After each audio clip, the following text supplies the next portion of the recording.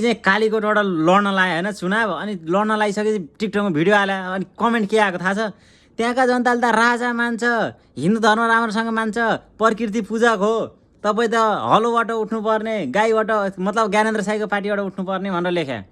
ए भगवान्, तिमीहरूले यार पहिला भोट कसलाई हाल्यो? माओवादीलाई, जसले राजा फाल्या हो, जसले राजा फाल्या, जसले हिन्दू धर्म मान्ने होइन भन्छ, प्रकृति पुज्ने होइन भन्छ। अनि त्यस्तालाई भोट हालेको छौ। अझै तिमीहरूलाई फेरि राम्रो मान्छे हात पर्याएला हातमा ल्याऊ के यार। ए आजसम्म केही पाएको थिएन, अनि आज राम्रो मान्छे आउँदा दिन तिमीहरूलाई फेरि रोजी बिना चाहियो। त्यही कहाँ जनता हुने, यो बाहिरका जनताले यार उकास्न लाया हुन् होइन। ए भगवान्, कालीकोट भनेको जिल्ला हो भन्ने पनि धेरैलाई थाहा छैन क्या। यति कुरा यतिसम्म पहुँची छ कालीकोट, त्यही पनि अझै त्यही माओवादीलाई हाल भोट होइन। अझ राजा मान्छ अरे, अनि राजा ल मान्ने ठिकै हो होइन। ल त्यो पार्टीबाट राम्रो आउँछ भने त हाल्ने रे।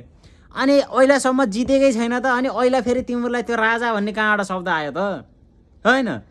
ए भगवान्, राम्रो पाएको बेला हातमा पार। कालीकोट भन्ने जिल्ला हो भन्ने पनि धेरैलाई थाहा छैन भनेपछि यतिसम्म पहुँची छ कालीकोट। त्यही पनि अझै पनि मायाकोरी अब त्यही रोजी बिना हाल्ने भने हाल माओवादीलाई। जाओ तिमीहरू मायाकोरी खौटमा जाओ, तिमीहरूले विकास भन्ने देख्न पाउनु फेरि त्यहाँपछि।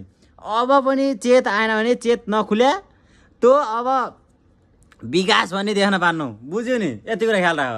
हस् त, नमस्ते।